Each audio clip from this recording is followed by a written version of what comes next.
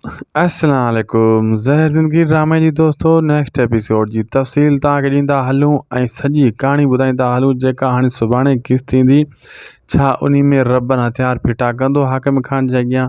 जॾहिं हू हथियार फिटा कंदो छा इन खे कमाल खान रबन खे ज़ख़्मी करे रईस गफ़ार खान जो ॻोठु वठी वेंदो? छा उते वरी ओठो ईंदो बचाइण जे लाइ? छा ओठो मारियो वेंदो ऐं कमाल खान छा पंहिंजे भाउ रईस गफ़ार खान जे हथां मरदो या रबन जे हथां मरदो? सॼी कहाणी ॿुधाईंदासीं अहिड़ी नंढड़े वीडियो में दोस्तों। पहिरियां इन खे पूरो ॾिसो जीअं तव्हांखे सॼी कहाणी सम्झ में अचे ऐं थी सघे त शायदि को सो भी लोग यूट्यूब चैनल खे ज़रूरु सब्सक्राइब कंदा। अगर फेसबुक पेज ते ॾिसी रहिया आहियो त इन खे फॉलो लाइक शेयर ज़रूरु कंदा। दोस्तों ॿी टी किस्तनि खां वठी मां तव्हांखे ॿुधाईंदो थो अचां त इन जंग में रबन फिरी फिरी नेठि तंग थी वेंदो, पकड़जी पवंदो ऐं कमाल खान वारनि जे हथ चढ़ी वेंदो, रुख चढ़ी वेंदो। तव्हां अॼु राति वारी किस्त में ॾिठो रबन पकड़जी पियो बाक़ाइदा, उन जा माण्हू घेरियो चाढ़े मतिलबु रबन खे हथीको करे विधऊं।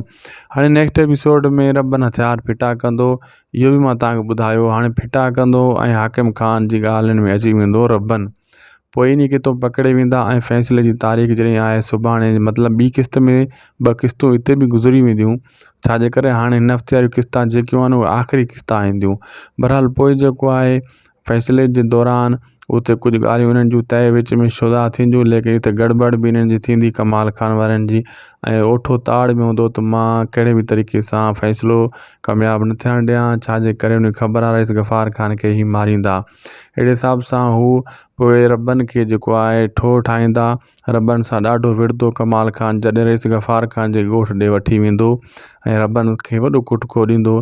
ऐं उते जेको आहे दोस्तों पोइ ओठो ईंदो विच में मैदान में, ओठो बि मारियो वेंदो, लेकिन उहा आख़िरी किस्त जा सीन हूंदा।